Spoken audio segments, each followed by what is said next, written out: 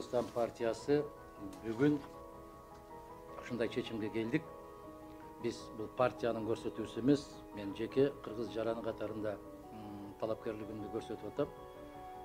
Себеби Кыргыз Республикасынын президенти бир саясий партиянын же бир саясий топтун же бир кандайдыр бир кызыкчылыгы бар класстын мүчөсү болбой, бүтүндөй Кыргыз Республикасынын кызыкчылыгын коргогон, Кыргыз Республикасынын бардык улуттардын саясий топтордун кызыкчылыгын коргогон инсан болуусу зарыл.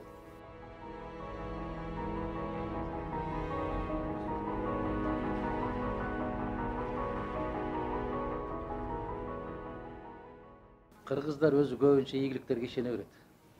Ким турса эле ошонун ийгилигине ишене берет. Айтыңызчы, кайсы президенттин ийгилигине ишенбей койгон? Акаев Швейцария болобуз десе ишенбей койдук беле. Кийинки президент Бакиев бийлик эл бийлик эмес, бийлик элге кызмат кылыш керек деген уран менен чыкты. Кийинки келгендердин урандарын аябай жакшы билесиңер.